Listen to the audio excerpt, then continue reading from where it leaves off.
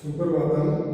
ज्ञान वैविध्य चैनल के माध्यम से शहर श्री सूर्यकुंड तापड़ी आचार्य संस्कृत महाविद्यालय जसवंतगढ़ में आप सभी का हार्दिक स्वागत अभिनंदन। जैसा कि हमने पूर्व में भी शास्त्रीय प्रथम वर्ष के जो भी स्टूडेंट्स हैं उनके लिए साहित्य प्रथम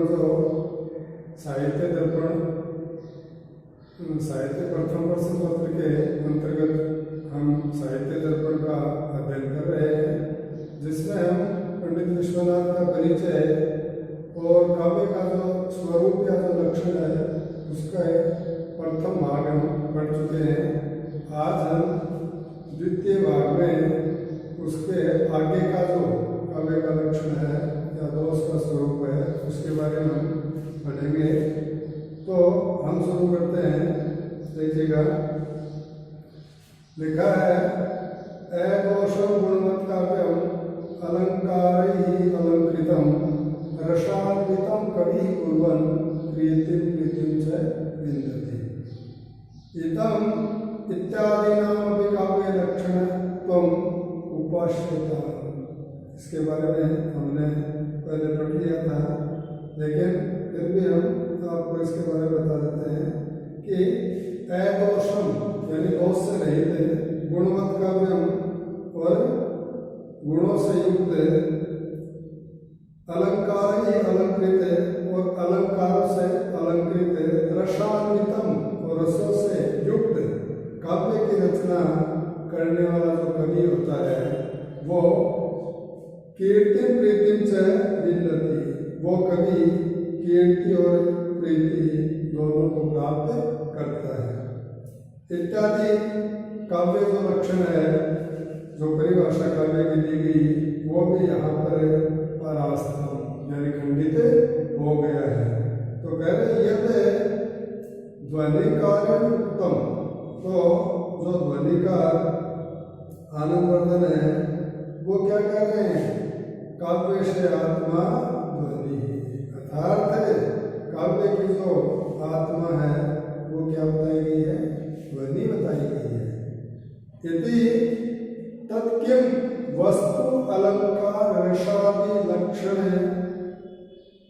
स्त्री रूपो ध्वनि काव्य से आत्मा, कह रहे हैं यहाँ हम पूछते हैं या हमारे मन में सब एक इच्छा उत्पन्न होती है कि वस्तु अलंकार और रसादिक इन सब की ध्वनियों को अगर आप काव्य की आत्मा मानते हैं तो केवल रस आदि ध्वनि को, फिर कह रहे हैं रसादि रूप मात्रो वा न अद्य प्रहेलिकादौ वति व्याप्तये द्वितीयश्च हेतो अयम इति ब्रूमः।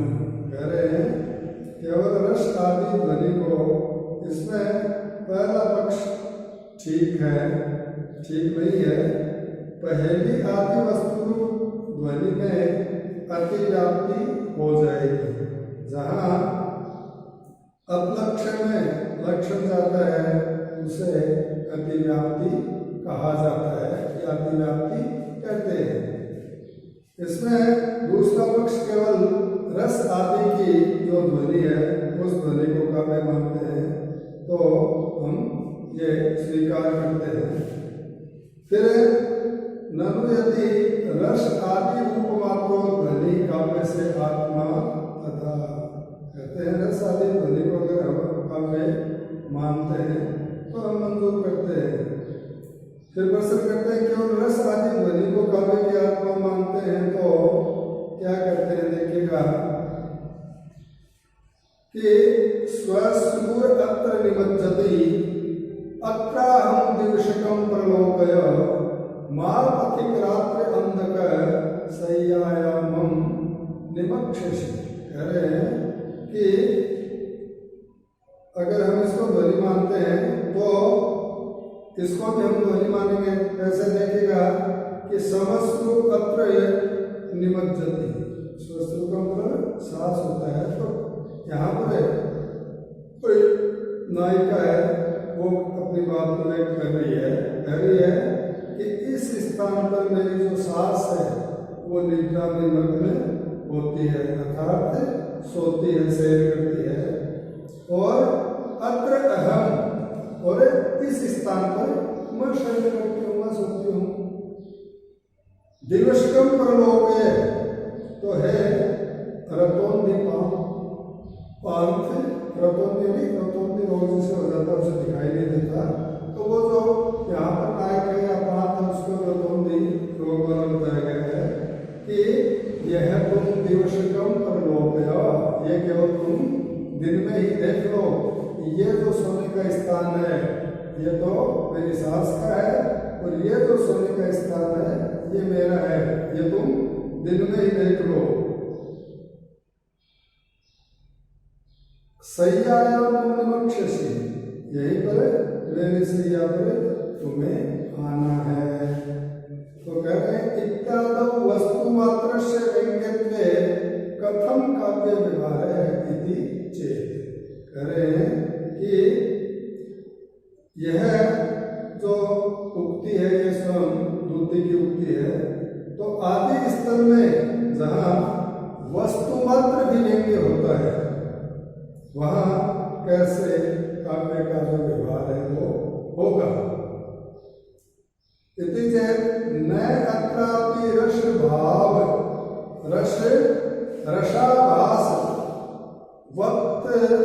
वतैवेति ब्रूम है, अन्यथा कह रहे हैं कि यहाँ पर रसाभास होने से ही हम इसे काव्य मानते हैं।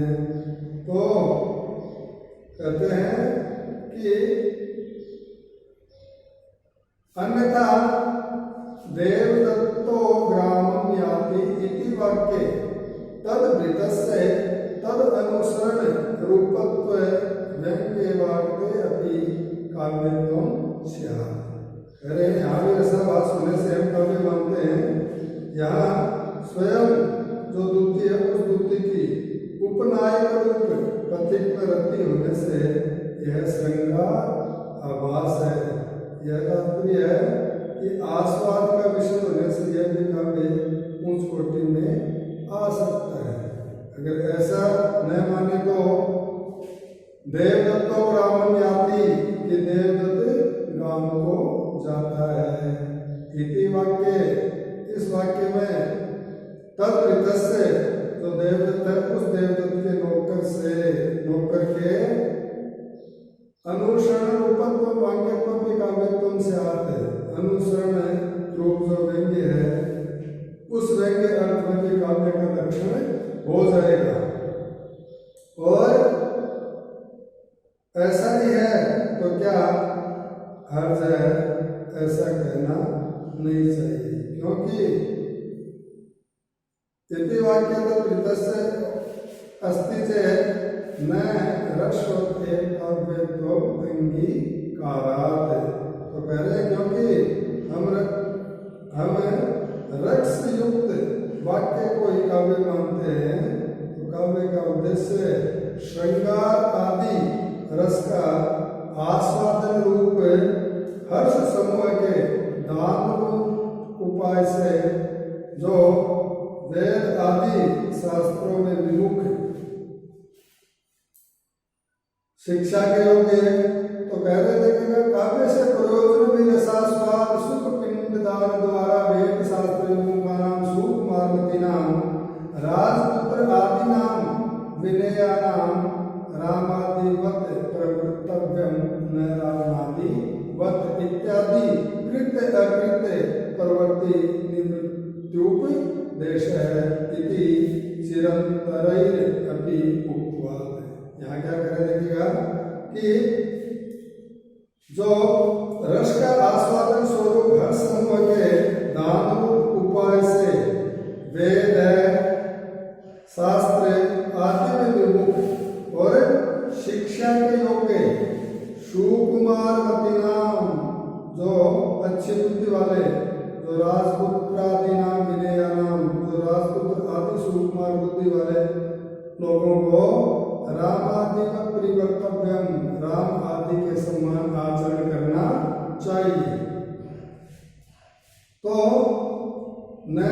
ब्रह्मादिवत न कि रावण आदि की तरह आचरण करना चाहिए। तो कह रहे हैं कि इत्यादि कृत्य अकृत्य प्रवृत्ति नित्योपदेश, इत्यादि कर्तव्य में प्रवृत्ति और अकर्तव्य में निवृत्ति का उपदेश मात्र देना है, ऐसा प्राचीन आचार्य ने भी कहा है कि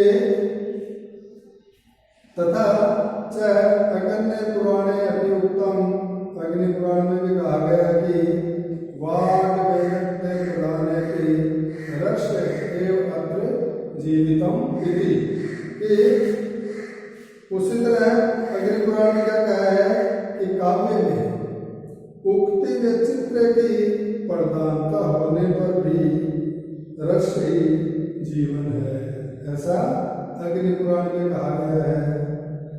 अब व्यक्ति विवेकारण भी उत्तम, जो व्यक्ति विवेकारण नहीं भट्टे, उन्होंने भी कहा है काव्य से आत्मनि संगीनी रसादि रूपे न कस्य चिद मति इति, कि रस आदि नाम वाले काव्य के स्वरूप में किसी को भी विभाग नहीं होना चाहिए। उसी प्रकार ध्वनि कारण भी उत्तम, ध्वनि का जो आनंदवर्धन है, उन्होंने क्या कहा है, नहीं कबीर मात्र निर्वाहेणात्म पद लाभ इतिहासाद एव तत्सिद्धे इत्यादि। अनुवर्तन क्या कहते हैं कि इतिवृत्त का तात्पर्य क्या है कि चरित्र, किसी का चरित्र मात्र लिखने से कवि पद की जो प्राप्ति है वो नहीं होती है, क्योंकि चरित्र मात्र की सिद्धि तो इतिहास पुराण आदि के पढ़ने से भी हो जाती है इत्यादि। इसके आगे बता रहे हैं कि फिर प्रश्न करते हैं ननुतर ही प्रबंधा अंतवर्तिना केशाचित नीरसानां पद्यानां काव्यत्वं न स्यात् इति चेत्। कह रहे हैं कि रसयुक्त जो वाक्य होता है वो वाक्य ही काव्य होते हैं, तो जो प्रबंध काव्य है उन काव्य के भीतर रखे हुए कुछ नीरस पद्य भी काव्य होंगे। रसवत पदांतर्गत नीर पदानाम इव पद्य रसेन प्रबंध रसेन एव तेषां रसवत अंगीकारात्। कह रहे हैं कि पद्यों के भीतर रहे कुछ जो नीरस पद्य हैं, जैसे उस पद्य रस के रस वाले माने जाते हैं, वैसे ही प्रबंध के रस के नीरस पद्य भी शैरस माने जाते हैं। यत नीरसस्वपि गुणाभिव्यंजक वर्ण सद भावो दोषा भावात् अलंकार रस भावात् काव्य व्यवहार है शैरस आदि मत काव्य प्रबंध स अन्यादि गुण एवं। क्या कह रहे हैं कि नीरस काव्यों में भी गुणों के अभिव्यंजक वर्णों के होने से, दोषों के न होने से और अलंकारों के होने से काव्य का व्यवहार होता है। वह रस आदि से युक्त काव्य की रचना की तुल्यता के कारण गुण यानी लाक्षणिक प्रयोग है। अब यत वामोक्तम, वामन जो है उन्होंने कहा है कि रीतिर आत्मा काव्य से, वामन है वो काव्य की आत्मा किसे मानते हैं, रीति को काव्य की आत्मा मानते हैं।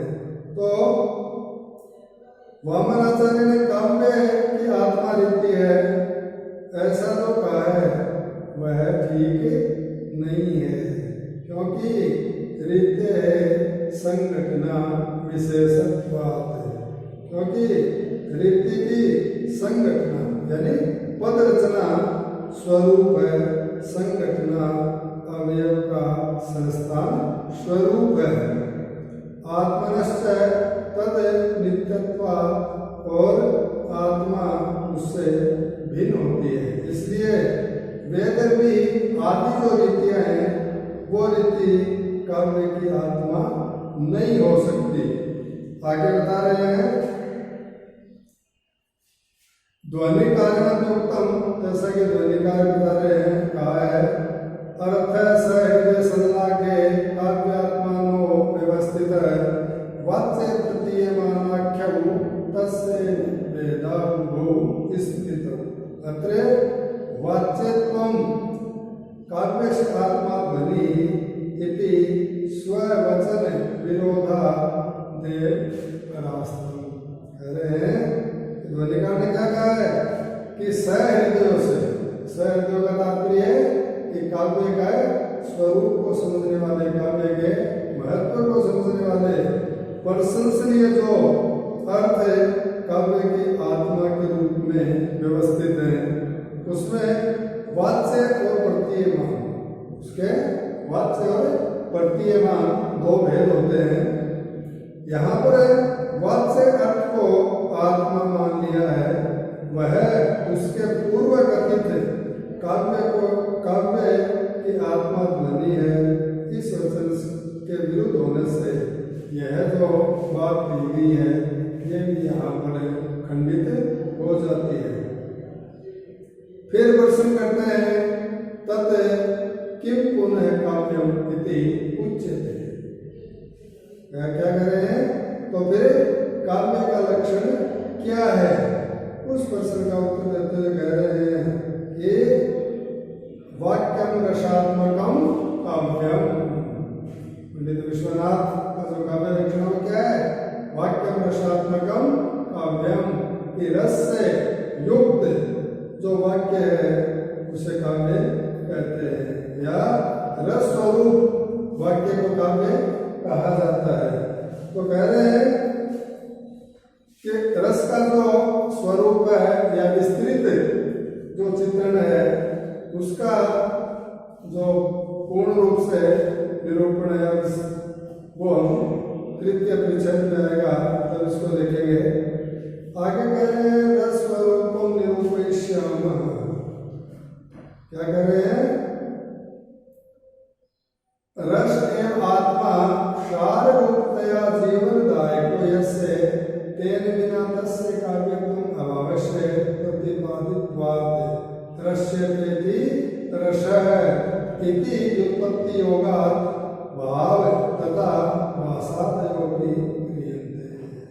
क्या कह रहे हैं कि रस सार स्वरूप होने से रस ही जिसके जीवन का आदान करने वाले हैं, ऐसे रसात्मक वाक्य को काव्य कहा जाता है। रस के बिना वाक्य में काव्यता नहीं रहती है। इसका तात्पर्य क्या है कि वाक्य में रस का होना नितांत आवश्यक है, तभी वाक्य वो अपनी पूर्णता को प्राप्त करता है। इस बात का जिसका आस्वादन किया जाता है, लिखा ना देखिएगा, रस्यते रस है, तो कहते हैं रस की परिभाषा बता रहे हैं क्या कि जिसका आस्वादन किया जाता है वो क्या है? रस है। ऐसी उत्पत्ति करने से भाव और रसाभास आदि भी ग्रहण हो जाता है। उनमें रस का उदाहरण देते हुए यहाँ पर कवि बता रहे हैं, जैसे श्लोक दिया तत्र रसो यथा शून्यं वासगृहं विलोके शयनारुत्थाय किञ्चिच्छलैः नेत्राव्याजमुपागतस्य सुचिरं निर्मग्नपत्युन्मुखं विसर्तं परिचुम्बे जातपुलकम् आलोक्य गण्डस्थलं लज्जानन्दमुखे प्रियेण सदा बाला चिरं चुम्बिता। यहाँ पे देखिएगा ये जो उदाहरण अभी हमने पढ़ा है ये यहाँ पर संभोग श्रृंगार जो रस है उसका उदाहरण दिया गया है। तो कह रहे हैं कि शून्य वासनीयम विलोके शयना दुत्थाय किंचित छंदे। यहाँ पर कोई नवोटा नायिका है जो अपने कक्ष के अंदर अपनी जो सखियां हैं उन आदि को क्या कह रही है कि शून्यम वासगृहम विलोके शयना, कि मेरा जो है शून्य देख करके पलंग से धीरे धीरे उठकर दुत्थाय किंचित छनई निद्रा व्याजमुपागतस्य सुचिरम निर्मन्य पत्युर्मुखम। ये नवोटा नायिका ने कमरे को शून्य देख करके पलंग से धीरे धीरे उठ करके नींद के बहाने निद्रा व्याजमुपागतस्य सुचिरम निर्मन्य पत्युर्मुखम, नींद के बहाने लेटे हुए अपना जो पति है उस पति के मुख को बहुत समय तक देख करके और यह विश्वास हो जा करके मेरा जो पति है वो अभी शयन अवस्था में है, यह देख करके विश्राम परिचुम्ब जात पुलकम आलोक्य गंडस्थलिम। ये फिर अपने पति को नींद में सोया हुआ देख कर उसने उसको चुंबन किया, परंतु उसके इसके अपने पति के जो कपोल हैं उन कपोलों के रोमांच को जान करके, रोमांच को देख करके वह लज्जा नम्र मुखी प्रिय हंसता वाला चिरम चुंबिता, लज्जा से अवनत मुख वाली हो गई। तब उसका जो प्रियतम है उसने हंसते हुए जो नायिका है अपनी जो नवोटा पत्नी है उस पत्नी को बहुत समय तक उसका चुंबन किया। तो कह रहे हैं अत्र ही संभोग श्रृंगार आख्यो रस है। यहाँ पर इस पद्य में संभोग श्रृंगार नाम का रस है। भाव यथा महापात्र राघवानंद शांति विग्रह का नाम। महापात्र जो राघवानंद है, राघवानंद शांति विग्रह कृत भाव का उदाहरण इस पर दे रहे हैं, देखिएगा।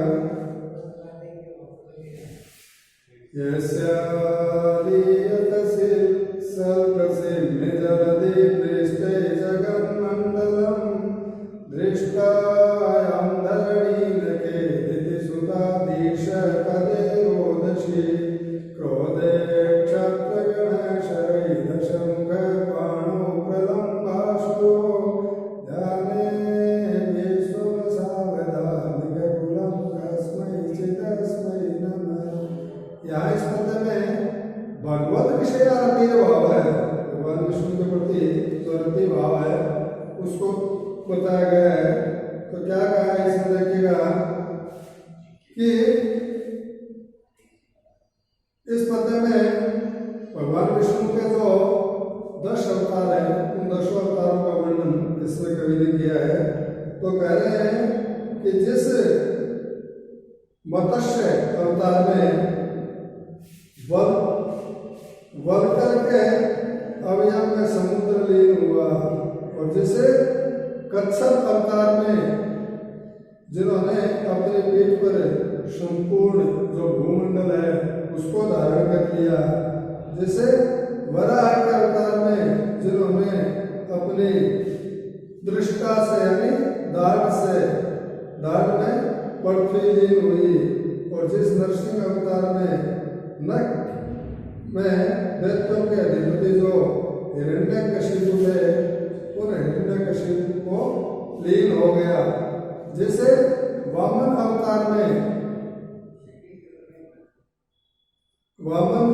के चरण में जिन्होंने पृथ्वी और आकाश लीन हो गए, जैसे परशुराम के अवतार में जो परशुराम का क्रोध था उस क्रोध में जो संपूर्ण जो क्षत्रिय समूह है वो लीन हो गया, और जिन्होंने राम के अवतार में अपने बाण से रावण को लीन हुआ, जिसे बलराम के अवतार में हाथ में प्रलंब नाम का जो दैत्य था उस दैत्य का लीन हुआ, और जिस बुद्ध के ध्यान में विश्वदीन हुआ और कल्कि के अवतार में तलवार में अधर्मी लोगों का लय हुआ।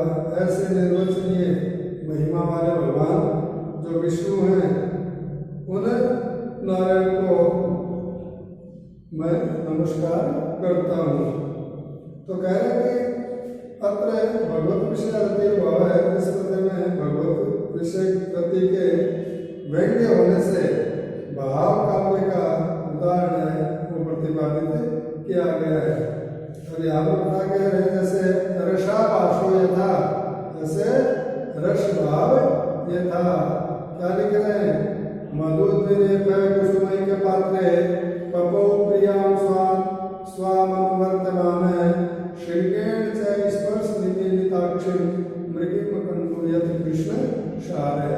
करेंगे अत्र संभोग श्रृंगार से तिर्यक विषय के रस वास्य एवं अन्य। तो क्या बता रहे इसको देखिएगा कि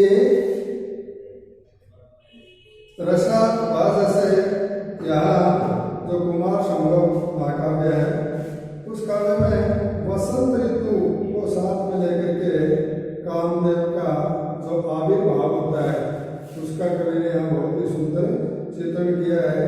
कह रहा है कि मधुर के रहता है कुसुमई के पात्रे, जो घोड़ा है वो अपनी प्रियतमा का अनुसरण करता हुआ पपो प्रियम स्वानुवर्तमान है और अनुसरण करता हुआ पुष्प रूप एक पात्र में पुष्प रस जो है उसको ग्रहण करने लगा था, उसको पीने लगा।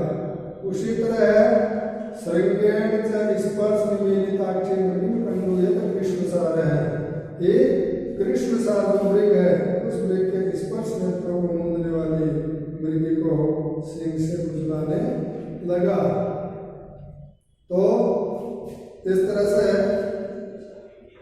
आगे हम देखते हैं कि इस पद्य में भी मनुष्य से इतर जो तिर्यक जाति है उसमें भी संभोग श्रृंगार वर्णन होने से रसाभास हुआ है। इस तरह अन्य जो रस और जो भाव होते हैं उनको भी हमें उनके उदाहरणों को भी हमें इसी तरह समझना चाहिए। तब कहते हैं दोष पुनः काव्यम किम स्वरूप उच्यते कि काव्य में दोषों का क्या स्वरूप है। आशंका होने पर कहते हैं दोषः तस्य अपकर्षकः, ये दोष काव्य के अपकर्षक होते हैं। यथा श्रुति दुष्टा पुष्टार्थत्वादय कारणत्व खंडत्व आदय इवे कह रहे हैं। जैसे कारणत्व यानी काना होना, खंडत्व यानी लंगड़ा होना आदि दोष है वो शरीर द्वारा काव्य की जो आत्मा है उसको अपकृष्ट करते हैं। उसी तरह श्रुति दुष्ट और अपुष्टार्थत्व आदि जो दोष है वो शब्द और अर्थ द्वारा काव्य का जो आत्मभूत रस है उन रसों को दूषित करते हैं। आगे कह रहे हैं कि गुणादय स्वरूपम इति उच्यते कि काव्य में गुणों का स्वरूप क्या है। इसकी आशंका होने पर इसके समाधान में बता रहे हैं कि उत्कर्ष हेतव प्रोक्ता गुण अलंकार रीतय है कि गुण अलंकार और रीतियां काव्य के उत्कृष्टता के कारण होते हैं। गुणाशौर्यादिवत अलंकार कहते हैं गुणाशौर्यादिवत सुरता आदि गुण कटक कुंडलादिवत कटक और कुंडल आदि अलंकार और हस्तपाद आदि अवयवों की स्थिति जैसे देह द्वारा आत्मभूत देही मनुष्य की उत्कृष्ट करने से उनके उत्कृष्ट होते वैसे ही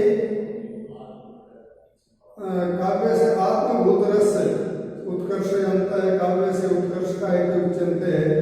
यद्यपि गुणानाम रस धर्मत्व तथापि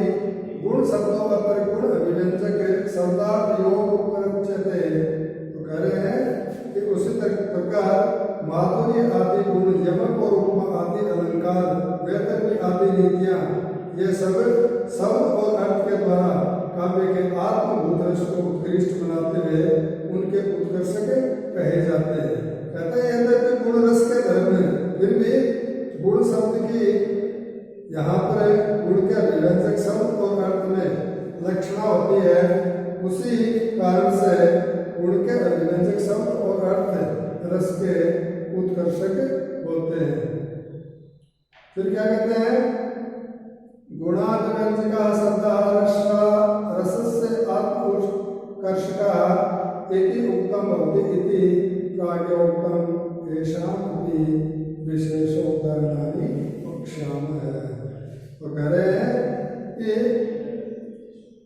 यह तात्पर्य पहले भी कहा गया है, इनके विशेष उदाहरण जो है वो हम शास्त्री तृतीय वस्तु परिचय संता उसमें देखेंगे।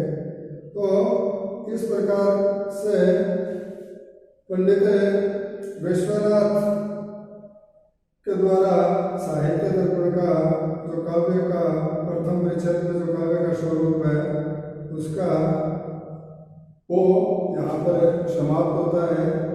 आगे जो तृतीय परिच्छेद है उसके अंदर हम वाक्य का जो स्वरूप है उसके बारे में अध्ययन करेंगे। तो उम्मीद करता हूँ कि पहला जो परिच्छेद है जिसमें काव्य का लक्षणीय स्वरूप बताया गया पंडित विश्वनाथ के द्वारा, उसको आप अच्छी तरह से अध्ययन करें।